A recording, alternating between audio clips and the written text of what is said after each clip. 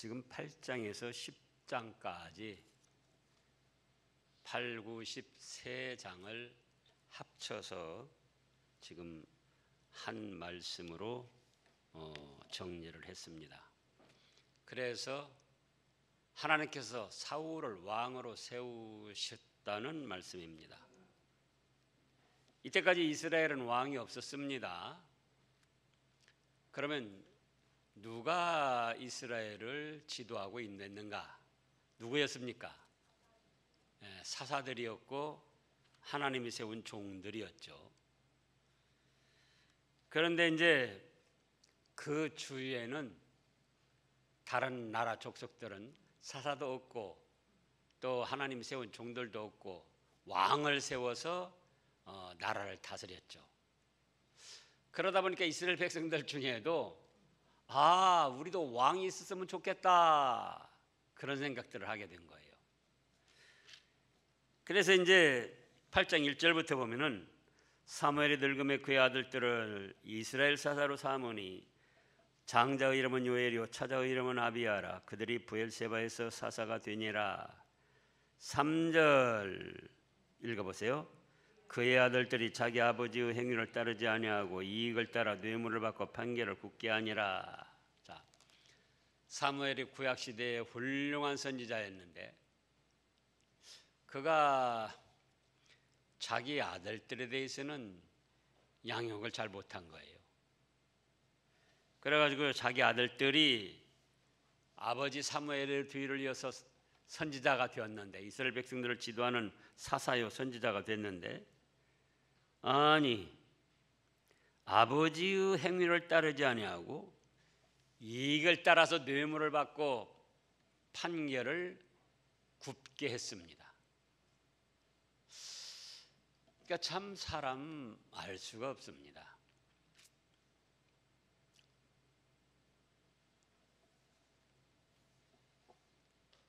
다윗 왕도 보면은 다윗의 아버지 이새는 그렇게 뛰어난 사람이 아니었습니다. 그런데 다윗이 8째 막내둥이 목동이었는데 거기서 그렇게 훌륭한 다윗 왕이 나왔고 또 솔로몬이 나왔는가 하면은 그 아들 르호보암은 또 그렇게 우상을 섬기고 실력도 없으면서 너무 강하게 백성들을 다스리는 바람에 거기서 이제 이스라엘과 유다 나라가 쪼개졌잖아요. 아버지가 훌륭하지 못해도 아들이 또 참 훌륭한 위대한 사람이 나오는가 하면은 또 아버지가 훌륭해도 아들은 망나니 같은 사람들이 또 나오기도 합니다. 조선 왕조를 보더라도 세종대왕 같은 훌륭한 왕이 있는가 하면은 또 수양대군도 있단 말이에요. 수양대군. 또 그 세종대왕이 누구에게서 나왔는가? 바로 이성계 이방원이는 이성계의 아들들 중에서도 아주 난폭한 자기 형제들을 그냥 다 잡아 죽이는 왕이 되려고. 근데 또 그 손자로 세종이 나왔단 말이에요. 그러니까 여기서도 지금 사무엘 선지자가 얼마나 훌륭한 왕인데도 불구하고 그 아들들은 아버지의 행위를 따르지 않고 이익을 따라 뇌물을 받고 판결을 굳게 하는 그런 탐관 오리였습니다. 그런 일도 있고 다른 나라는 왕을 세워서니까 이스라엘 백성들이 다른 나라 왕 세워서 하는 것이 좋게 보였던 거예요. 그래서 4절에 보면 8장 4절에 보면 이스라엘 모든 장로가 모여 라마에 있는 사무엘에게 나아가서 보소서 당신은 늙고 당신의 아들들은 당신의 행위를 따르지 아니하니 모든 나라와 같이 우리에게 왕을 세워 우리를 다스리게 하소서. 다른 나라들처럼 우리에게도 왕을 세워서 왕의 나라가 되게 하소서. 그런데 6절 7절을 읽어보세요. 우리에게 왕을 주어 우리를 다스리게 하라 했을 때에 사무엘이 그것을 기뻐하지 아니하여 여호와께 기도하며 여호와께서 사무엘에게 이르시되 백성이 네게 한 말을 다 들어라. 이는 그들이 너를 버림이 아니요 나를 버려 자기들의 왕이 되지 못하게 함이니라. 다른 나라처럼 왕이 없었어도 하나님이 만왕의 왕이 되셔서 하나님의 종들을 통하여 이스라엘 백성들을 인도하셨는데 이스라엘 백성들이 그것을 잊어버리고 세상 나라의 정치 풍속을 따르고자 했던 거예요. 이집트 시대에 바로 왕 시대에 지금도 보면 얼마나 그때 문화가 찬란했습니까? 지금도 피라미드나 스핑크스 같은 그 대역사의 수수께끼를 풀지를 못하고 있는 거예요. 그 시대에 어떻게 그런 어마어마한 공학으로 해서 그 피라미드를 쌓았던가. 그만큼 파라오 시대에 그 문명이 뛰어나고 대단했었는데 그런 왕의 시대를 하나님께서 모세를 통하여 무너뜨리고 이스라엘 백성들을 구원해냈다 그 말이에요. 누가 왕이 되셔서? 하나님께서 친히 왕이 되셔서. 또 광야 생활할 때도 시온 왕 옥이나 여러 불의한 세력들이 나라를 형성하고 왕을 세워가지고 이스라엘 백성들을 괴롭게 했던 거예요. 그래서 이스라엘 백성들에게는 왕이 없었지만 하나님이 친히 왕이 되셔서 세운 종들을 통하여 사사들을 통하여 그들을 무찌르고 약속하신 대로 적과 꿀이 온 가나안 땅을 이스라엘 백성들에게 주셨던 거예요. 그런데 이제 와서 새삼스럽게 세상 나라가 왕을 세운 것을 부러워하면서 우리에게도 왕을 세워주세요 그러는 거예요. 그러니까 사무엘 선지자도 안타까웠어요. 참 지금까지 왕이 없었지만 하나님께서 세운 종들을 통하여 사사들을 통하여 선지자인 나를 통하여 이렇게 적과 꿀이 오는 가나안 복지까지 오고 여기서 지금 잘 생활을 해 나가고 있는데 어찌 이렇게 왕을 바랄까? 그래서 섭섭하게 생각해서 그래도 하나님께 기도를 드리니까 8장 6절에서요. 7절에서 하나님이 뭐라고 하셔요? 너 섭섭하게 생각하지 말아라. 너를 버린 것 같지만은 너를 버린 것이 아니요 만왕의 왕인 나를 버린 거다. 예? 지금 쭉 몇 가지 설명한 대로 이스라엘의 왕이 없었어도 그 대왕들을 무찌르고 그들을 굴복시키고 적과 꿀이는 가나안 복지까지 왔는데 이제 와서 새삼스럽게 저들이 왕을 구하는 것은 곧 내가 인도하고 내가 통치하고 내가 다스리고 내가 돌보고 내가 보호하고 이곳까지 인도한 그 나의 사랑과 은혜를 잊어버린 거다. 나를 버린 거다. 그러나 그들이 그저 원하니까 그래 왕 세워줘라 그거예요. 그래서 하나님께서는 우리에게 꼭 복이 되고 유익한 것만 허락하시는 것이 아니고 때로는 우리가 너무 철없이 굴면서 간절히 구하니까 때로는 그것도 허락을 하셔요. 그것도 오늘날 우리들 생활에서도 그렇습니다.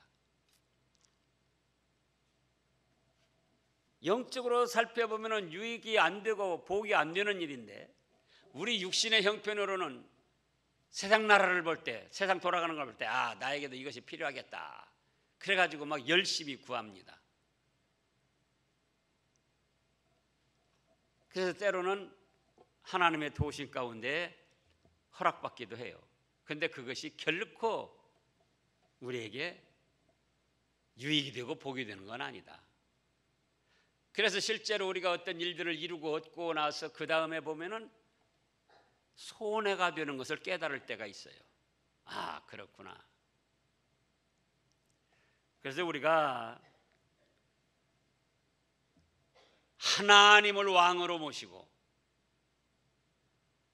그 하나님 왕인, 만왕의 왕인 하나님의 말씀을 붙들고 따라가야지 돼요. 비록 국가적으로는 대한민국이 있고 우리가 대한민국의 국민이고 또 대통령을 세워서 정치적으로 행정적으로 그 다스림을 받기도 하지만 그렇다고 해서 우리는 왕이 대통령이나 또 다른 왕이 아니에요. 왕을 세우시고 대통령을 세우신 최고의 왕 누가 계십니까? 하나님을 왕으로 삼고 하나님의 말씀을 법도로 삼고 천국 백성의 길을 현실 삶에서부터 걸어가야 됩니다.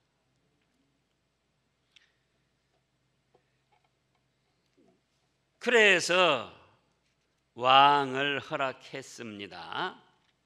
그러다가 지금 오늘 9장에 와서 하나님께서 왕 세워줄 거를 허락을 하시고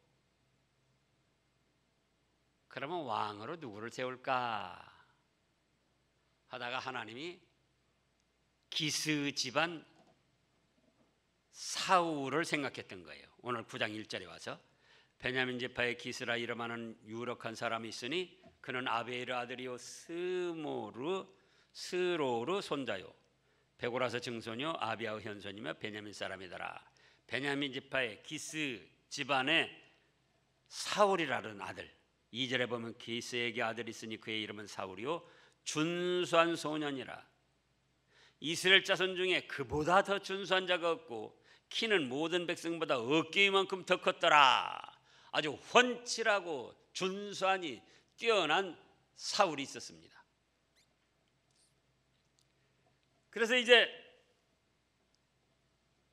사울을 왕으로 세우시려고 사무엘과 연결시키려 하시는데 어떻게 계획을 하셨습니까? 사울 집안에 나귀를 잃어버리게 했어요. 3절에 보면 9장 3절에 보면 사울이 아버지 기스가 암나귀를 잃고 그의 아들 사울에게 이르되 너는 일어나 한 사원을 데리고 가서 암나귀를 찾아라. 암나귀니까는 그 집 재산인 거예요. 암나귀가 새끼를 낳고 또 번성하고 그래서 그거 가지고 또 일도 하고 농사도 짓고 또 젖도 짜고 암나귀를 잃어버렸어요. 그래서 암나귀를 찾아라 해가지고 사울이 이제 암나귀를 찾아서 이리저리 헤맵니다. 이리저리 헤매다가 찾지를 못했습니다. 그래서 계속 찾아다니는데 그러다가 사환이 말하는 거예요. 이렇게 못 찾으니까 어렵고 힘든 일 있을 때 뭐 답답할 때에 아니 그 선지자한테 가서 물어보라고 그랬지 않습니까? 그래서 이제 선지자, 선견자라고도 하고 자 7절부터 보면요. 사울이 그 사환에게 이르되 우리가 가면 그 사람에게 무엇을 드리겠느냐. 6절부터 보겠습니다. 그가 대답하되 보소서 이 성읍에 하나님의 사람이 있는데 존경받을 만한 사람이라 그가 말한 것을 반드시 다 응하나니 그리로 가사이다. 그가 혹 우리가 갈 길을 가르쳐 줄까 하나이다 하는지라. 사울이 그의 사환에게 이르되 우리가 가면 그 사람에게 무엇을 드리겠느냐. 빈손 들고 갈 수는 없지 않느냐. 우리 주머니에 먹을 것이 다하였으니 하나님의 사람에게 드릴 예물이 없도다. 무엇이 있느냐 하니 사환이 사울에게 다시 대답하여 이르되 보소서 내 손에 은 한 세겔의 4분의 1이 있으니 하나님의 사람에게 드려 우리 길을 가르쳐달라 하겠나이다 하더라. 옛적에 이스라엘의 하나님 사람이 하나님께 가서 물으려 하면 말하기를 선견자에게로 가자 하였으니 지금 선지자라 하는 자를 옛적에는 선견자라 일컬었더라. 사울이 그의 사환에게 이르되 네 말이 옳다. 가자 하고 그들이 하나님의 사람이 있는 성읍으로 갔습니다. 올라가다가 바로 이제 사무엘 선지자를 만나게 된 거예요. 그러면은 또 사무엘은 사울이 오기 전에 하나님이 계시를 주셨어요.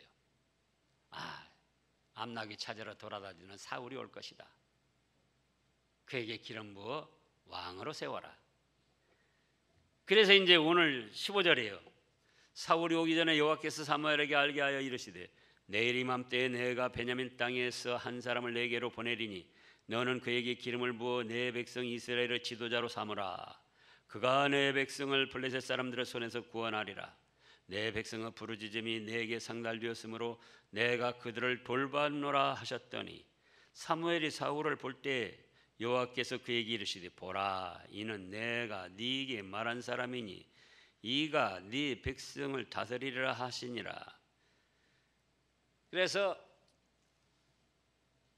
얼핏 생각하면은 모든 일들이 인간적인 입장에서 우연히 되어진 것처럼 여겨지는 거예요.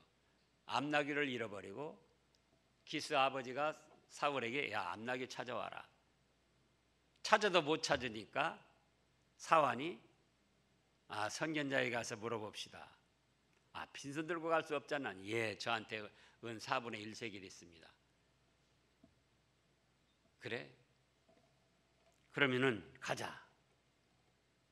그런데 그렇게 해서 사무엘을 만나게 해서 그 다음에 기름을 부어 왕으로 세웠는데 예선.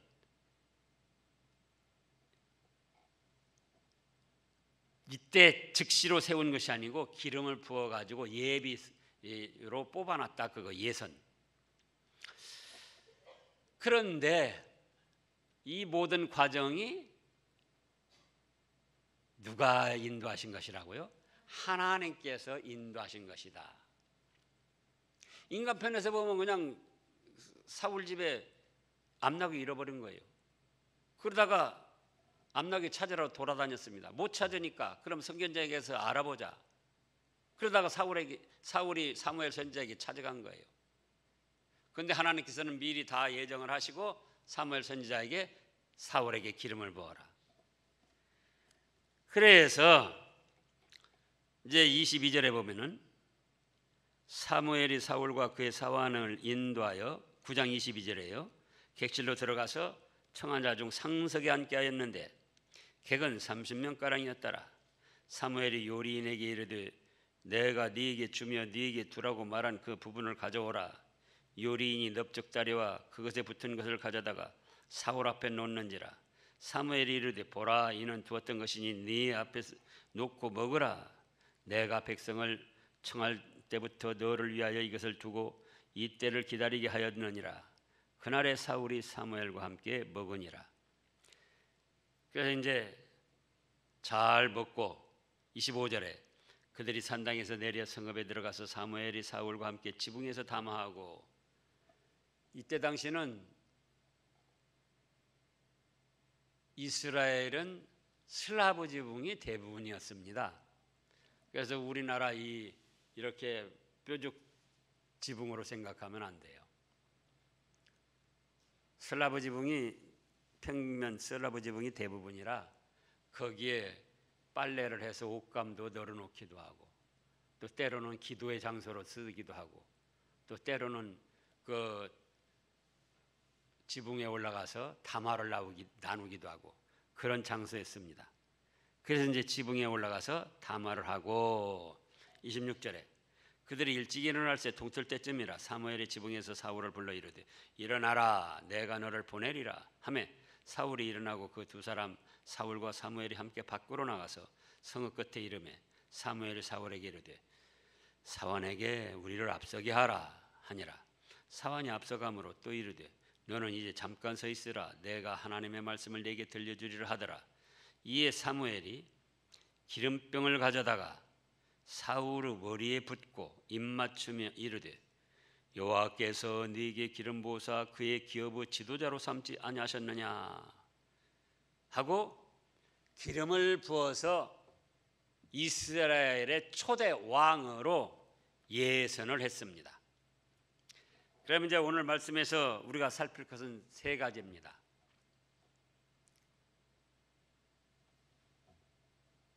우리가 국민으로서 지도자를 세우고 대통령을 세우고 어느 나라는 지금도 왕정시대 왕을 세우기도 하지만은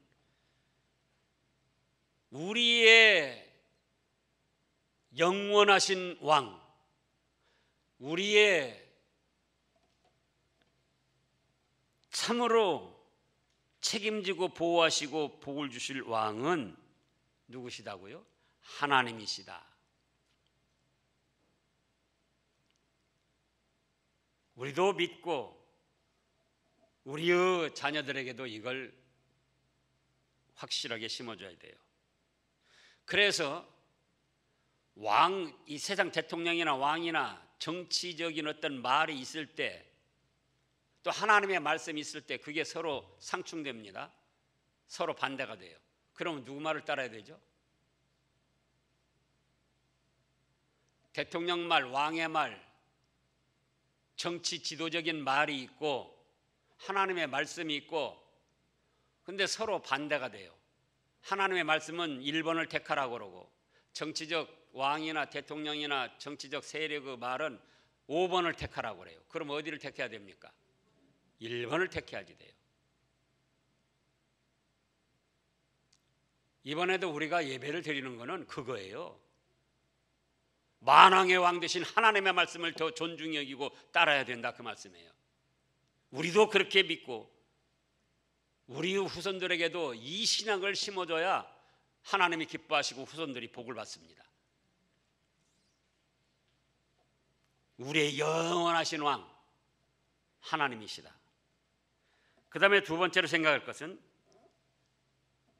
우연이란 없다. 무엇이 없어요? 우연이란 없어요. 우연히 어쩌다 보니까 사무엘 만나가지고 왕으로 세움받은 것 같지만은 사무엘과 연결시키려고 하찮은 일, 암나기부터 잃어버리게 하고 그걸 찾아 나서게 하고 그걸 또 못 찾게 하고 그러다가 사원을 통해서 선견자에게서 물어봅시다. 그렇게 만나가지고 또 사무엘에게는 하나님의 계시를 주셔서 사울왕을 이스라엘의 초대왕으로 세우셨다 그 말씀입니다. 지금도 그래서 우연이란 없어요. 대통령을 세우든 왕을 세우든 어디에 속하든 하나님의 어떤 숨어있는 뜻 가운데 다 이루어진 거예요. 그래서 하나님 말씀에만 어긋나지 않으면은 대통령도 존중하고 그 말을 들어야지 되고 세상 정치, 세상 지도자들의 말도 들어야지 되고 어디에 어긋나지 않을 때 하나님의 말씀에 어긋나지 않을 때 회사의 그 말도 들어야 되고 부모, 형제, 친척 말도 들어야 되고 근데 어떤 때요? 하나님의 말씀에 어긋나지 않을 때. 왜? 우연히 된 것 같지만은 하나님의 예정 가운데 사울을 왕으로 세우신 것처럼 국민들이 투표해서 세우고 또 어쩌다 보니까 뭐 광주시장이 되고 뭐가 되고 그런 것 같아도 누가 다 허락하셨다고요? 하나님이.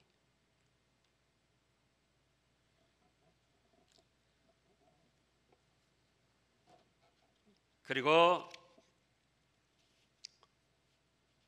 세 번째는 이제 하나님이 행하신 일들에 우리가 다 이해가 안 돼도 순종하는 것이 복이다, 그겁니다. 가정에서건 회사에서건 교회에서건 우리 마음에 100% 맞게 되는 일이 없어요. 왜? 우리 자신이 불완전하기 때문에 어떤 사건이나 어떤 사물이나 뭘 생각할 때에 우리가 100% 완전하게 생각할 수가 없어요. 그런데도 많은 사람들은 자기의 뜻대로만 하려고 해요. 자기 생각이 최고로 좋은 줄 알고, 최고로 좋은 건 하나님의 말씀이고 자기 생각은 맞을 때도 있지만 안 맞을 때도 있고 자기보다 더 좋은 것을 생각하는 사람도 있고, 그래서 세상적으로는 자기의 생각대로 모든 걸 이루어가는 것이 최고고 그것이 성공하고 그것이 어떤 뛰어난 사람인 것처럼 생각이 되지만 하나님의 말씀으로 보면은 내 뜻, 내 생각, 가정에서도 내 뜻대로 안 이루어지고 교회에서도 내 마음대로 안 되고 내 뜻대로 안 이루어지고 회사에서도 내 뜻대로 안 이루어지고 국가도 내 뜻대로 안 이루어져도 죄가 되지 않는 이상은 어떻게 하라고요?